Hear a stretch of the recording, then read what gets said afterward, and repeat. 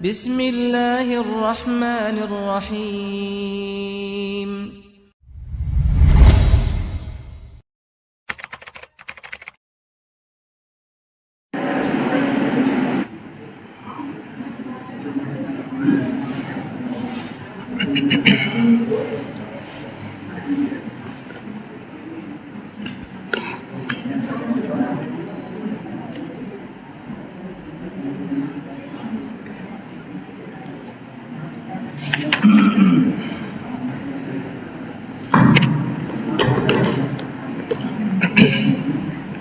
Bismillahirrahmanirrahim.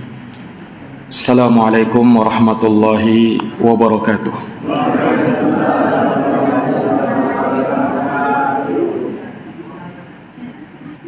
Alhamdulillah. Alhamdulillahi rabbil alamin. Wa bihi nasta'inu ala umuri dunya waddin. Ashhadu an la ilaha illallah wahdahu la syarika lah. Ilahul awwalina wal akhirin. Wa ashhadu anna Muhammadan abduhu wa rasuluhu as-sadiqul amin. Sallallahu alaihi wa ala alihi wa sahbihi wa man tabi'ahum bi ihsanin ila yaumiddin. Wa sallama tasliman katsira, amma ba'd. Subhanaka la ilma lana illa ma 'allamtana innaka antal alimul hakim. Allahumma 'allimna ma yanfa'una wanfa'na bima 'allamtana wa zidna ilma ya rabbal alamin. Rabbi shrah li sadri wa yassir li amri wahlul 'uqdatam min lisani yafqahu qawli. Ma'asyiral muslimin wal muslimat, al ikhwa wal akhwat, hadirin wal hadirat, Bapak Ibu, saudara-saudari, jamaah pengajian salat maghrib yang dirahmati dan dimuliakan oleh Allah Subhanahu wa taala. Alhamdulillah, tiada henti-hentinya kita panjatkan puja dan puji syukur kehadirat Allah Subhanahu wa taala, zat yang sangat baik kepada kita, zat yang senantiasa mencurahkan, melimpahkan, menurunkan berkah dan rahmatnya kepada kita, sehingganya di malam hari yang berbahagia ini kita dapat berkumpul di rumah Allah Subhanahu wa taala ini untuk kita menegakkan ibadah dan sekaligus bertafakuh di dalam agamanya. Salawat dan salam tak henti-hentinya kita haturkan pula, kita kirimkan pula kepada junjungan kita, qudwah, uswah dan tauladan kita, Nabi Agung, Nabi besar Muhammad sallallahu alaihi wasallam, kepada keluarga, para sahabat, serta orang-orang yang senantiasa meniti jalannya sampai hari kiamat. Ma'asyiral muslimin wal muslimat, jamaah yang dirahmati oleh Allah, di malam hari ini insyaallah taala kembali kita akan menyampaikan pembahasan terkait dengan tadabbur ayat-ayat Al-Quranul Karim, dan kita masih dalam pembahasan tadabbur suratul Fatihah. Ayat yang akan kita bacakan pada malam hari ini, akan kita renungkan, yaitu ayat yang keempat atau yang kelima dari surat Al-Fatihah, yaitu iyyaka na'budu wa iyyaka nasta'in, yang artinya hanya kepadamu ya Allah kami menyembah, dan hanya kepadamu ya Allah kami memohon pertolongan. Ayat ini sangat istimewa. Kenapa saya katakan istimewa? Sebab ulama mengatakan bahwa ayat ini merupakan intinya surat Al-Fatihah. Jadi iyyaka na'budu wa iyyaka nasta'in, ini intinya surat Al-Fatihah. Dan telah kita tahu bahwa surat Al-Fatihah merupakan intinya Quran. Dan Quran intinya semua kitab-kitab suci yang Allah turunkan dari atas langit. Berarti maknanya apa? Ayat ini adalah intinya inti. Intinya inti. Intinya inti. Maksudnya intisarinya. Ayat Al-Quran ada di dalam iyyaka na'budu wa iyyaka nasta'in. Maka ini ayat yang sangat agung. Rasa-rasanya tidak cukup untuk kita hanya jelaskan 1-2 pertemuan. Imam Ibnul Qayyim, Pak, Imam Ibnul Qayyim, salah seorang ulama, menjelaskan makna iyyaka na'budu wa iyyaka nasta'in. Beliau karang buku, judulnya Madarijus Salikin, dalam 3 jilid tebal, khusus menjelaskan makna iyyaka na'budu wa iyyaka nasta'in saja. Tidak ada yang lain. Ini menunjukkan betapa dalamnya kan makna dari kalimat ini. Sampai dikarang 3 jilid buku khusus menjelaskan ayat ini saja. Karena dia memang intisarinya. Seluruh ayat-ayat Quran terpulang di dalam iyyaka na'budu wa iyyaka nasta'in.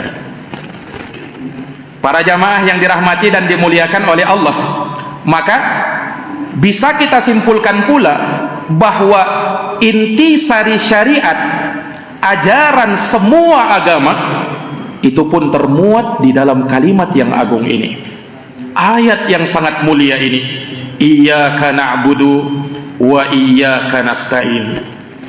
Para jamaah yang dirahmati dan dimuliakan oleh Allah, oleh karenanya disebutkan dalam sebuah hadis bahwa kalau hamba mengucapkan iyyaka na'budu wa iyyaka nasta'in, dijawab oleh Allah. Allah berfirman, hada baini wa baina abdi wa li abdi ma sa'al. Ini adalah batas antara saya dengan hamba saya, dan untuk hamba saya, kata Allah, apapun yang dia minta. Allah batasi dengan ayat ini. Makanya ini ayat pertengahan dari surat Al-Fatihah. Ini batas antara saya dan antara hambaku. Sebab di dalamnya terdapat haqqullah, haknya Allah Subhanahu wa ta'ala, dan di dalamnya juga terdapat haqqul ibad, haknya para hamba. Iyyaka na'budu, ini haknya Allah. Wa iyyaka nasta'in, ini haknya para hamba. Para jamaah yang dirahmati dan dimuliakan oleh Allah, tapi hati-hati ya, jangan sampai salah baca kita. Itu iyyaka dengan tasydid, iyyaka na'budu wa iyyaka nasta'in, ada penekanannya di situ, iyanya di situ, sehingga maknanya hanya kepadamu. Kalau kita hilangkan tasdidnya, bahaya maknanya. Kalau kita baca misalnya iyyaka na'budu wa iyyaka nasta'in, kalau terdengar sekilas hampir mirip, tapi yang paham bahasa Arab beda sudah maknanya itu. Sebab kalau iyak dalam bahasa Arab artinya cahaya matahari, dau'us syams, cahayanya matahari. Itu kalau iyak. Lihat maknanya, iyyaka na'budu, kepada cahaya matahari kami menyembah, nauzubillah, musyrik, ya kan? Iyyaka nasta'in, kepada cahaya matahari kami memohon pertolongan, musyrik. Nah, makanya harus hati-hati membaca ayat itu. Iyyaka, ada penekanannya di situ. Na'budu wa iyyaka nasta'inu. Ini para jamaah yang dirahmati dan dimuliakan oleh Allah. Baik, kita bahas dari sisi bahasanya dulu. Ayat ini ulama mengatakan taqdimul ma'mul yufidul hasr. Dikedepankannya ma'mul, apa yang menjadi objek dalam sebuah kalimat, ini memberikan pembatasan. Nah, ini kalau kita permisalkan, misalnya dulu kita belajar bahasa Indonesia, ada SPO istilahnya, subjek, predikat, objek. Ali makan kurma, alinya sebagai subjek, makan sebagai predikat, korma sebagai objek. Susunannya begitu kan? Itu kalau dalam bahasa Indonesia. Nah, dalam bahasa Arab juga begitu. Ada istilahnya fi'il, ada fa'il, ada maf'ul bih. Jadi yang namanya objek pasti di belakang, tidak mungkin dia di depan. Nah, perhatikan ini ayat. Iyyaka na'budu, kepadamu kami menyembah, wa iyyaka nasta'in, dan kepadamu kami memohon pertolongan. Ini objeknya dikedepankan. Harusnya kan apa? Harusnya ayat ini na'buduka wa nasta'inuka.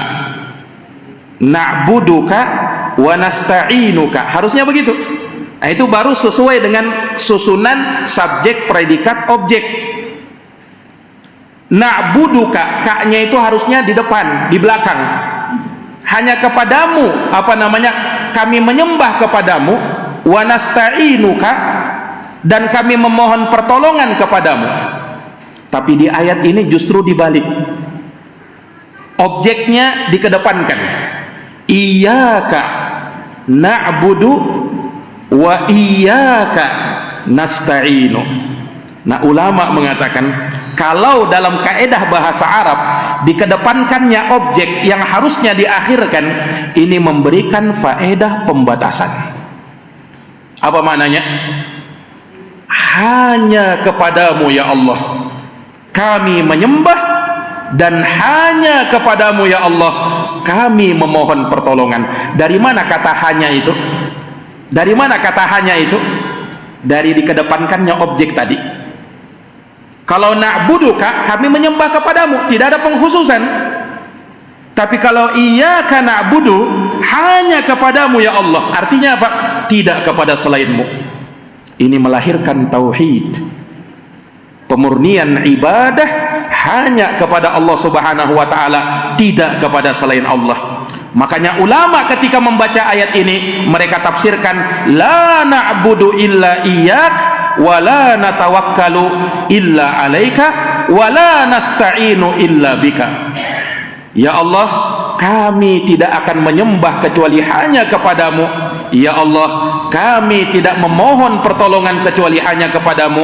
Ya Allah, kami tidak memohon dan bertawakal kecuali hanya kepadamu. Inilah kesempurnaan ketaatan kepada Allah Subhanahu wa taala. Makanya tidak heran kalau seluruh agama, seluruh ajaran, seluruh syariat para nabi dan para rasul kembali dan terpulang kepada dua makna ini. Hanya kepadamu kami menyembah, dan hanya kepadamu kami memohon pertolongan. Para jamaah yang dirahmati dan dimuliakan oleh Allah, makanya disitulah lahir keikhlasan. Kita ikhlaskan ibadah hanya kepada Allah, tidak kepada selain Allah. Kita ikhlaskan isti'anah kita hanya kepada Allah, tidak kepada selain Allah Subhanahu wa ta'ala. Para jamaah yang dirahmati oleh Allah, ini ayat ini juga ketika dikedepankannya ibadah sebelum isti'anah. Ibadah dulu kan? Ibadah dulu baru isti'anah. Ibadah dulu baru minta pertolongan. Kenapa kita ibadah dulu baru minta pertolongan? Hikmahnya ada dua hal kata ulama. Pertama, bahwa ibadah kita kepada Allah Subhanahu wa taala, dengan kita beribadah kepada Allah, maka Allah akan menurunkan pertolongannya kepada kita. Makanya saling berkaitan dua ayat ini. Hanya kepadamu kami menyembah, hanya kepadamu kami memohon pertolongan. Karena dengan kita beribadah kepada Allah, Allah akan turunkan pertolongan kepada kita. Dan kita pun meminta pertolongan kepada Allah dengan beribadah kepadanya. Ya kan? Wasta'inu bis-salati bis-sabri was-salah. Kita minta pertolongan kepada Allah dengan sabar dan dengan salat. Menunjukkan bahwasanya kita tidak mungkin bisa melakukan ibadah kalau bukan pertolongan dari Allah. Dan dengan beribadah kepada Allah akan turun pertolongannya Allah kepada kita. Maka saling berkaitan antara satu dengan yang lainnya.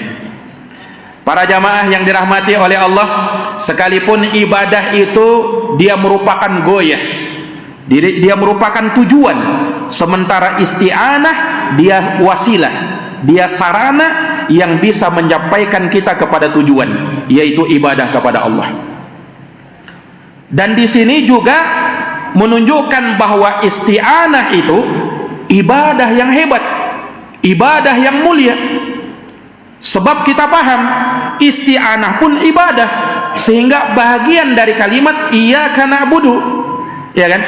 Ketika kita bilang iyyaka na'budu, hanya kepadamu kami menyembah, hanya kepadamu kami beribadah, masuk juga sebenarnya isti'anah. Karena isti'anah minta pertolongan juga ibadah. Isti'anah itu bagian dari doa, dan doa itu ibadah. Tapi kenapa diulangi lagi? Wa iyyaka nasta'in. Nah, ulama mengatakan sebab ibadah minta pertolongan ini diantara ibadah yang khusus, sebab dia bagian dari doa, dan doa merupakan intisarinya ibadah. Rasulullah sallallahu alaihi wasallam bersabda, ad-du'a huwal ibadah. Doa adalah ibadah. Hadis yang seperti ini kita temukan dengan konteks seperti ini hanya hadis ini, Pak. Ad-du'a huwal ibadah. Doa adalah ibadah. Kenapa Nabi khususkan cuma doa? Padahal kan ibadah itu banyak. Salat juga ibadah, puasa juga ibadah, ya kan? Zakat juga ibadah, birrul walidain juga ibadah, silaturahim juga ibadah, menuntut ilmu juga ibadah. Nah, banyak ibadah itu. Tapi kenapa Nabi katakan ad-du'a huwal ibadah? Doa adalah ibadah. Kata ulama, sebab doa merupakan ruhnya ibadah. Tidak ada satupun ibadah yang kita lakukan kecuali pasti di dalamnya ada doa. Kita sholat pasti ada doanya. Kita mau puasa ada doanya. Kita mau zakat ada doanya. Kita mau haji apalagi. Kita mau birrul walidain ada doanya. Kita mau nuntut ilmu ada doanya. Hampir semua ibadah pasti ada doa, sebab doa merupakan ruhnya ibadah. Maka dijelaskan, disebutkan lagi ibadah isti'anah, menunjukkan bahwa isti'anah ini bukan ibadah sembarangan, ibadah yang hebat, ibadah yang sangat mulia di sisi Allah Subhanahu wa taala. Sama ketika Allah Subhanahu wa taala mengkhususkan malaikat Jibril dalam suratul Qadar.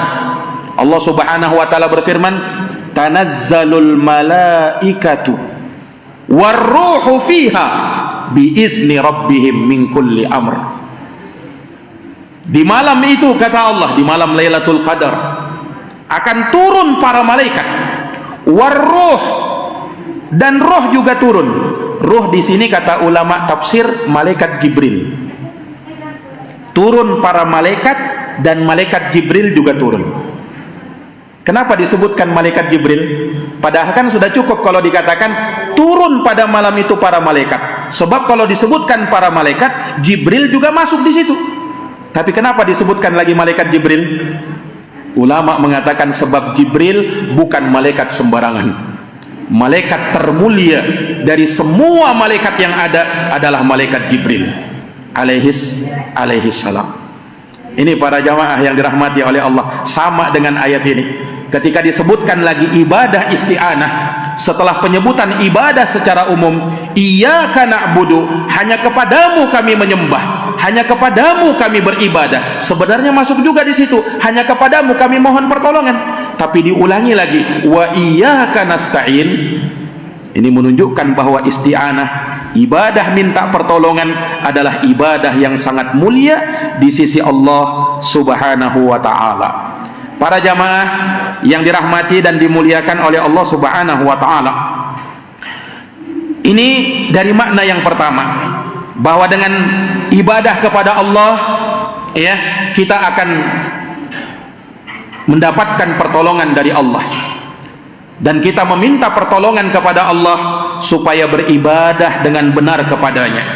Kemudian ulama juga mengatakan, seperti dikatakan oleh Syekhul Islam rahimahullahu ta'ala, pada kalimat iyyaka na'budu, pada kalimat iyyaka na'budu ini menyelamatkan kita dari kesyirikan dan dari riya dalam beramal. Sementara iyyaka nasta'in, hanya kepadamu kami memohon pertolongan, ini menyelamatkan kita dari sifat ujub dan takabur. Ini jamaah sekalian, lihat dari kalimat iyyaka na'budu, hanya kepadamu kami menyembah. Dengan kita terapkan makna ayat ini, kita selamat dari kesyirikan. Sebab syirik artinya menduakan Allah. Dia beribadah kepada Allah tapi juga kepada selain Allah. Ini musyrik. Orang yang beriman hanya beribadah kepada Allah. Kemudian dalam amalan, dia peruntukkan hanya karena Allah, bukan karena manusia, bukan karena dunia, bukan karena mengharapkan pujian, sanjungan, ya. Dikatakan begini dan begitu, tidak. Ini riya. Dan semua ini bisa menghapuskan amal ibadah kita. Ana agna syuraka ani syirik, man amila amalan asyraka fihi ma'i ghairi taraktuhu wa syirkah. Dalam hadits qudsi Allah berfirman, saya tidak butuh dengan syarikat-syarikat itu, aku tak butuh dengan sekutu-sekutu itu. Barang siapa yang beramal dan dia menyekutukan aku dalam amalannya, maka aku tinggalkan dia, dan amal yang dia kerjakan itu sia-sia, tak bermanfaat, sia-sia, tak berguna. Iyyaka na'budu, hanya kepadamu ya Allah kami menyembah, tidak kepada selainmu. Hanya karenamu ya Allah kami beramal, bukan karena selainmu. Melahirkan tauhid, keikhlasan, dan mengikis kesyirikan dan riya. Sementara pada kalimat wa iyyaka nasta'in, hanya kepadamu kami memohon pertolongan, ini mengikis sifat ujub dan sombong. Mengikis sifat ujub dan sombong. Dia tidak berbangga dengan dirinya sendiri, dia tidak merasa takjub dengan dirinya sendiri, dia tidak hanya mengandalkan kekuatannya sendiri, tapi dia bergantung kepada Allah. Makanya dia mohon kepada Allah, dia minta pertolongan kepada Allah. Sebab sekuat apapun diri kita, secerdas apapun otak kita, sehebat apapun diri kita, kita ini adalah hamba yang du'afa wal fuqara, hamba yang lemah dan sangat butuh kepada Allah. Maka tidak ada perasaan sombong, dan jangan pernah merasa sombong, jangan pernah merasa bangga terhadap diri. Sebab biar bagaimanapun kita, sebab kita butuh kepada Allah, maka kita minta pertolongan kepadanya. Makanya termasuk dari orang yang sombong, orang yang tak pernah atau jarang mengangkat tangannya kepada Allah, meminta kepada Allah, bermunajat kepada Allah. Sebab apa? Seakan-akan dirinya tidak merasa butuh kepada Allah kalau dia tidak berdoa kepada Allah. Subhanallah, padahal doa itu kan kita yang butuh, minta pertolongan itu kan kita yang butuh kan. Tapi bersamaan dengan itu Allah perintahkan kita supaya kita minta kepada Allah. Bersamaan dengan itu, padahal kita yang butuh pertolongan, padahal kita yang butuh dengan hajat kita, Allah perintahkan lagi, ud'uni astajib lakum. Berdoalah kalian kepadaku wahai hambaku, maka pasti aku akan kabulkan doa kamu. Ini jaminan dari Allah kalau kita mau berdoa kepadanya. Kalau kamu berdoa, pasti aku akan kabulkan. Wah Ustaz, saya sudah berdoa tapi tidak kunjung terkabul Ustaz. Bagaimana dengan ayat ini? Kan ayat mengatakan kalau kau berdoa pasti ku kabulkan doamu. Nah, hanya banyak manusia yang kurang paham terkabulkannya doa itu. Ulama mengatakan doa itu terkabul bukan hanya dari satu sisi. Kita minta A dikasih A, bukan hanya itu. Tapi terkabulnya doa ada 3 makna. Yang pertama, itulah yang kita pahami. Kita berdoa minta ini, Allah kabulkan, dikasih ini. Itu yang pertama. Ada pengabulan doa bentuk yang kedua, dikabulkan juga doanya, ya, tapi Allah beri dalam bentuk yang lain. Dia minta A, Allah kabulkan, tapi dikasih B. Itu juga pengabulan doa itu. Maka jangan sampai kita bersuudzon kepada Allah, saya sudah berdoa tapi tidak pernah dikabulkan. Subhanallah, boleh jadi Allah kabulkan doamu dalam bentuk kebaikan yang lain. Itu pun pengabulan doa. Sebab hamba ini kan taunya meminta, sementara untuk hal yang lebih baik bagi dirinya dia tidak tahu. Bisa jadi yang kita minta itu belum tentu baik bagi kita. Allah beri yang terbaik bagi kita. Itu pun pengabulan doa. Yang ketiga, ada masih yang ketiga. Kita minta Allah kabulkan, tapi Allah tidak beri di dunia.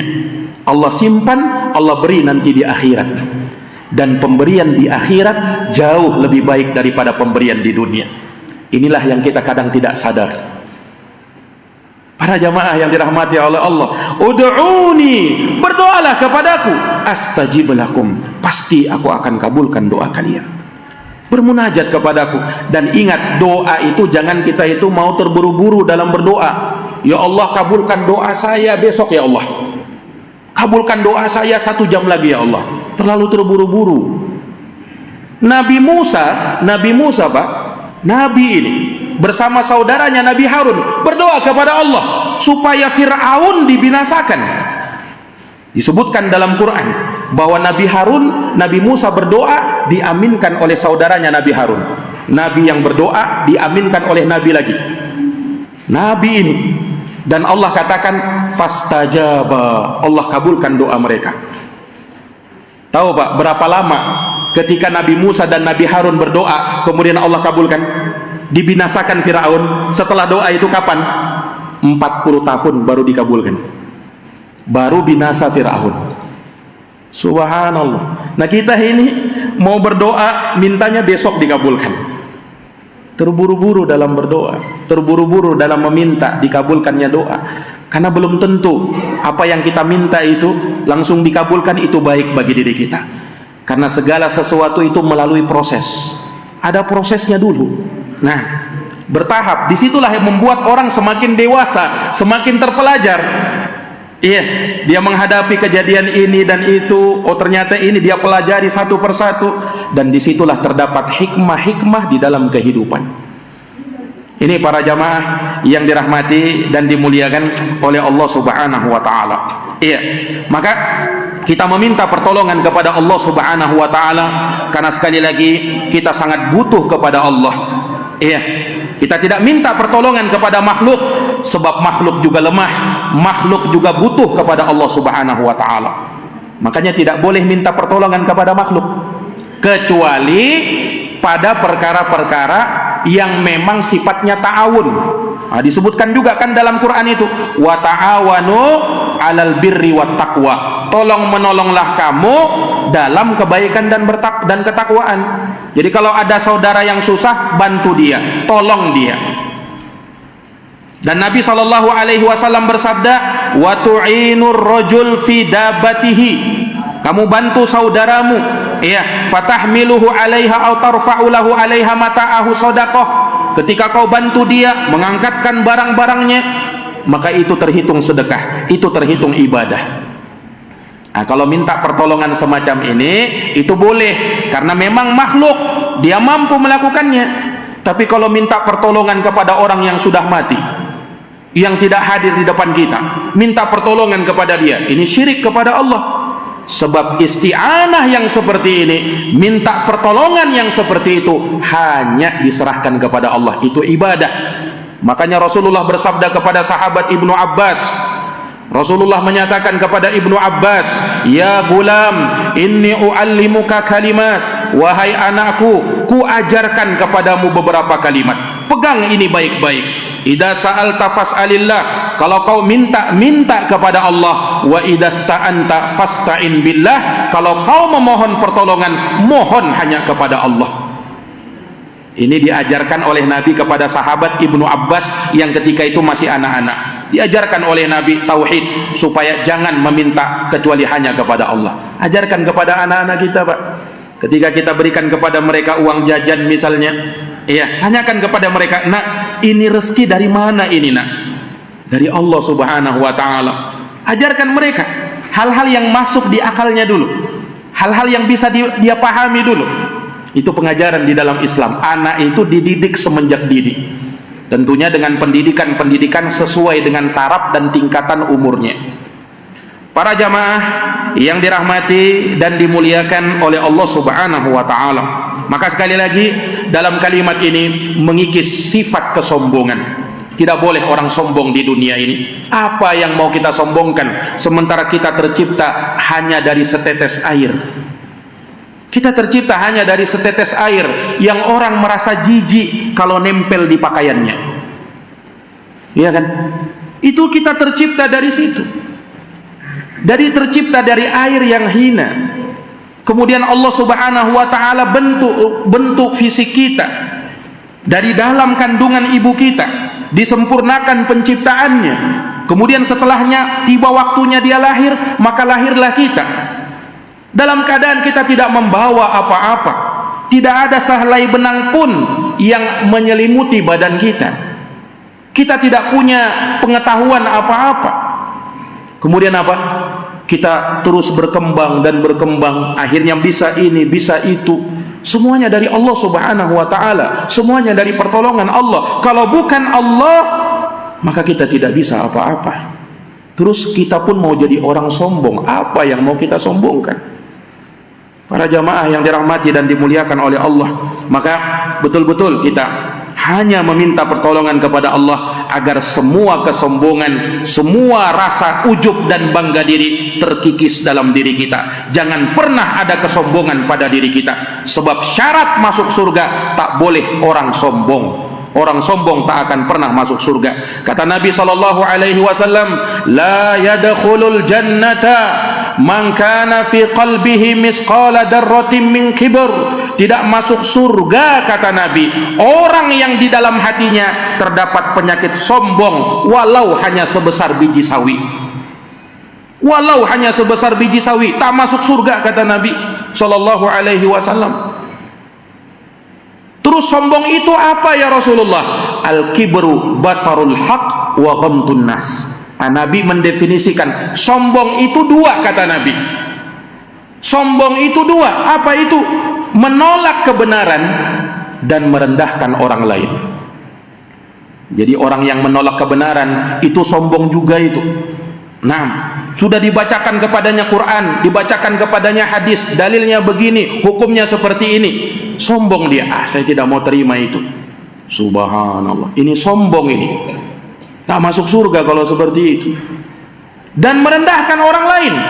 Dia merasa dirinya berhak menginjak-injak orang lain. Saya lebih hebat, saya lebih kaya, saya lebih tinggi jabatan saya. Kamu cuman apa?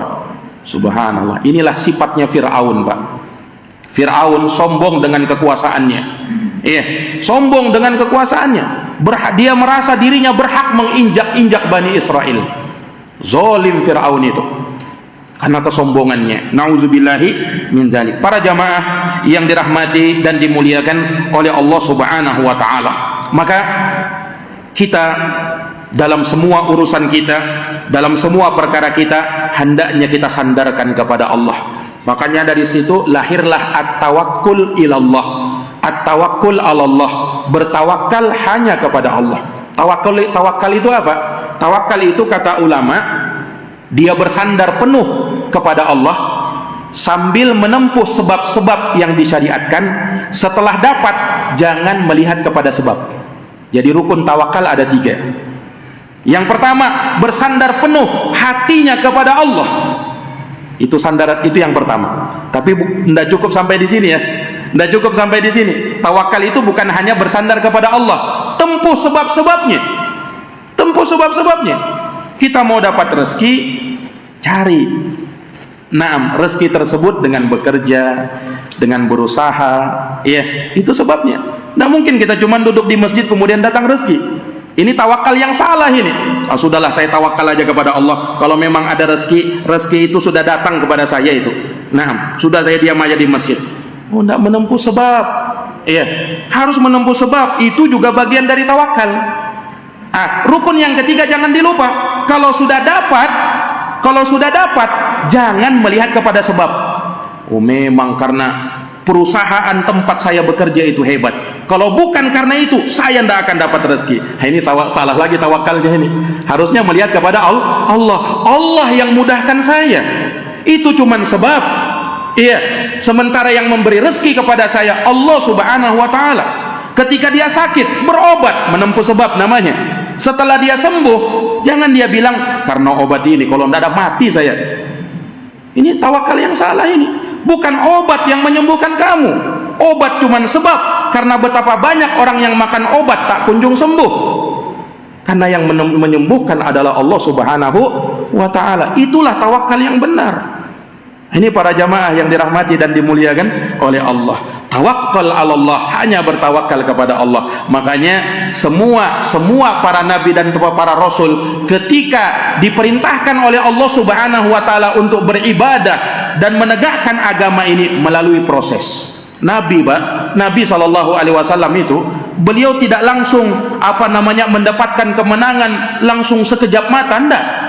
Oh, beliau berjuang dulu 13 tahun di Makkah sampai beliau diusir, sampai beliau harus terusir dari Makkah ke Madinah prosesnya.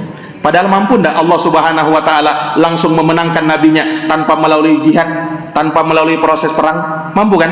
Mampu. Tidak ada yang tidak mampu bagi Allah. Tapi demikianlah sunnatullah, segala sesuatu harus melalui prosesnya. Iya. Nabi SAW berjuang 23 tahun. Iya, setelah beliau diangkat menjadi nabi dan rasul, Islam dimenangkan, Islam dijayakan di akhir-akhir hidupnya Nabi. Ya kan? Turun surat khusus, satu surat yang menunjukkan kemenangan Islam, surat An-Nasr. Idza jaa nasrullahi wal fath. Apabila datang pertolongan Allah dan kemenangan. Wa ra'aitan nas yadkhuluna fi dinillahi afwaja. Dan kau melihat wahai Muhammad, manusia berbondong-bondong masuk ke dalam Islam. Hari kemenangan. Itu hari, Pak, hari tatkala Nabi sudah mendekati ajalnya. Jadi dimenangkan Islam di akhir-akhir hidupnya Nabi SAW. Fathu Makkah, ditaklukkannya kota Makkah, dikuasainya lagi kota Makkah ketika itu di akhir hidupnya Nabi. Tidak lama setelah itu Nabi dipanggil oleh Allah Subhanahu wa taala. Ini para jamaah sekalian yang dirahmati dan dimuliakan oleh Allah. Iya. Maka segala sesuatunya itu hendaknya kita lalui dengan proses. Perhatikan ayat yang mulia ini. Kita minta pertolongan kepada Allah. Kita minta bantuan kepada Allah Subhanahu wa taala, sebab memang hanya Allah yang mampu memberikan pertolongan itu. Sebab hanya Allah yang mampu memberikan bantuan kepada kita. Kalau bukan karena Allah, maka tidak mungkin kita bisa hidup di dunia ini. Makanya dari kalimat hauqalah yang kita ucapkan, yang diberikan ganjaran bagi orang yang mengucapkannya apa? La haula wala quwata illa billah. Tidak ada daya dan kekuatan kecuali hanya kepada Allah. Ini kalimat yang diucapkan oleh Nabi sallallahu alaihi wasallam ketika beliau berada dalam kesulitan, di saat genting. La haula wala quwata illa billah. Tawakal kepada Allah. Hasbunallah wa ni'mal wakil. Cukuplah kami Allah Subhanahu wa taala, dan Allah sebaik-baik wakilnya kami, Allah sebaik-baik pelindung kami. Ini kalimat yang diucapkan oleh Nabi Ibrahim alaihi salam ketika beliau dilemparkan ke dalam api yang menyala. Malaikat Jibril turun, kemudian menawarkan bantuannya kepada Nabi Ibrahim. Wahai Ibrahim, apakah kau butuh bantuanku? Kata malaikat Jibril. Kata Nabi Ibrahim, amma ilaika fala. Kepadamu wahai Jibril, aku tidak butuh bantuan. Amma ilallah, adapun kepada Allah, na'am, aku butuh bantuannya. Subhanallah. Inilah ketawakalan yang sesungguhnya. Padahal malaikat Jibril itu malaikat yang sangat kuat, mampu dia hanya sekedar memadamkan api. Tapi saking besarnya tawakalnya Nabi Ibrahim, kepadamu wahai Jibril, aku tidak butuh bantuan. Tapi kepada Allah, aku sangat butuh bantuan kepadanya. Subhanallah. Para jamaah yang dirahmati dan dimuliakan oleh Allah Subhanahu wa taala. Maka dari ayat ini juga hendaknya kita sungguh-sungguh memperbaiki ibadah kita. Iyyaka na'budu, hanya kepadamu ya Allah kami beribadah. Perbaiki ibadah kita. Ibadah itu apa? Ibadah kata ulama ismun jami' likulli ma yuhibbuhu Allah wa yardah minal aqwal wal af'al adh-dhahirah wal batinah. Ibadah itu adalah segala sesuatu yang dicintai dan diridhoi oleh Allah, baik berupa ucapan, perbuatan yang nampak maupun yang tersembunyi. Jadi ibadah itu bukan hanya terbatas rukun Islam yang 5 ya. Semua yang Allah cintai, semua yang Allah ridhoi itu ibadah. Kita menuntut ilmu, duduk di majelis ilmu seperti ini, mendengarkan kalamullah, kalamur Rasul, ibadah. Bahkan di antara ibadah yang utama. Lihat keutamaannya, man salaka tariqan yaltamisu fihi ilma sahalallahu lahu bihi tariqan ilal jannah. Siapa yang menempuh perjalanan dalam rangka untuk menuntut ilmu agama, Allah mudahkan baginya jalan menuju surga. Majtama'a qaumun fi baitin min buyutillah yatluna kitaballah wa yatadarasunahu fima bainahum illa nazalat alaihimus sakinah wa ghasyiyatuhumur rahmah wa haffathumul malaikah wa dzakarahumullahu ta'ala fi man indah. Tidaklah berkumpul suatu kaum di salah satu rumah dari rumah-rumah Allah, mereka membaca kitabullah, saling mengadakan pengajaran antara satu dengan yang lainnya, turun kepadanya ketenangan, rahmat akan meliputi mereka, dikelilingi oleh para malaikat, dan Allah akan sebut nama-nama mereka di sisi para malaikatnya. Ibadah.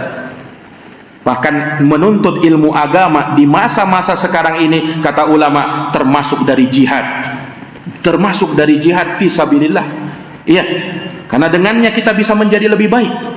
Karena dengannya kita bisa beribadah kepada Allah dengan lebih benar. Ini jamaah sekalian, dengan kita belajar, dengan kita menuntut ilmu, dengan kita mendengarkan kalamullah, kalamur Rasul, akan bertambah iman dan takwa itu. Ya kan? Akan bertambah iman dan takwa itu, terasa itu. Ketika kita dapatkan nasihat-nasihat yang baik, iman terasa naik, iman terasa meningkat. Makanya manusia itu harus senantiasa mendapatkan nasihat. Itulah kenapa Nabi mengatakan orang yang tidak hadir sholat Jumat, mendengarkan khutbah Jumat sampai 3 kali, ditulis sebagai orang munafik. Ditulis sebagai orang munafik. Kenapa? Hatinya tidak ada tergerak untuk melakukan dan mendengarkan nasihat-nasihat minimal khutbah Jumat. Khutbah Jumat pun dia tidak hadir. Maka apa kebaikan yang bisa didapatkan dalam hidupnya?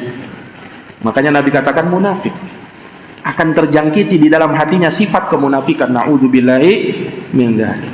Para jamaah yang dirahmati dan dimuliakan oleh Allah, maka ibadah kepada Allah Subhanahu wa taala hendaknya kita lakukan dengan ikhlas dan kita lakukan sesuai dengan tuntunan agama. Dan sempurnanya ibadah kita lakukan dengan sungguh-sungguh dan bersegera di dalamnya. Makanya syarat sempurnanya ibadah, sungguh-sungguh kau lakukan itu ibadah dan segera kau lakukan ibadah itu. Jangan kau katakan nanti,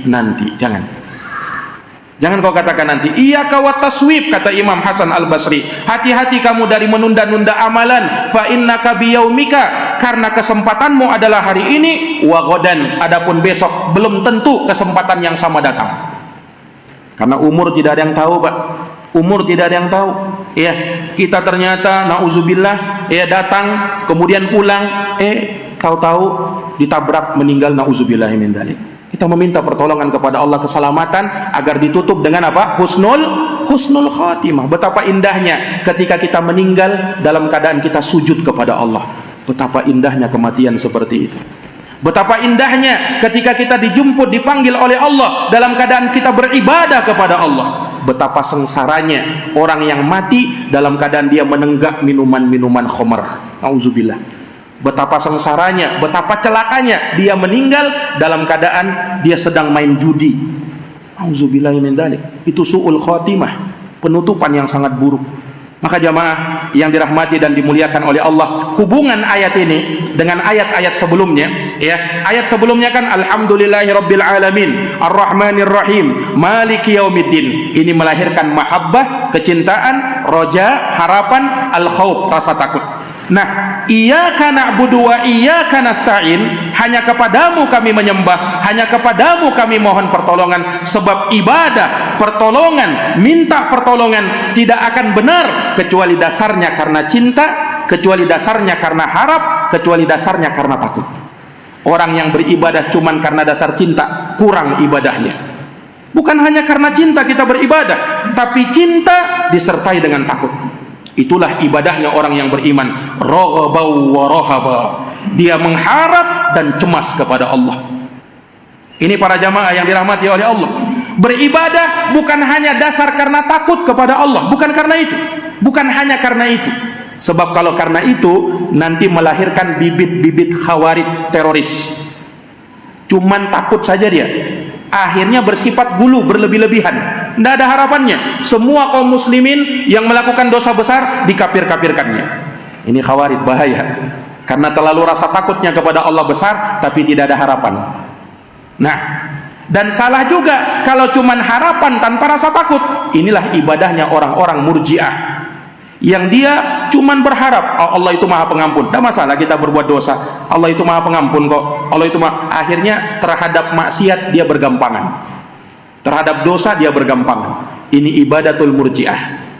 Nah, jamaah sekalian, kita beribadah kepada Allah dengan cinta, harapan, dan takut kepada Allah. Jamaah yang dirahmati dan dimuliakan oleh Allah Subhanahu wa Ta'ala, mungkin demikian apa yang kita bisa dengarkan pada kesempatan malam hari ini. Semoga bermanfaat, semoga menambah ilmu kita, semoga menambah iman dan takwa kita kepada Allah Subhanahu wa Ta'ala. Jazakumullahu khairan atas perhatiannya, mohon maaf atas segala kekurangannya. Hadanallahu wa iyyakum ajma'in. Subhanakallahumma wa bihamdika asyhadu an la ilaha illa anta astaghfiruka wa atubu ilaik. Subhana rabbika rabbil izzati amma yasifun, wa salamun alal mursalin, walhamdulillahi rabbil alamin. Wassalamualaikum warahmatullahi wabarakatuh.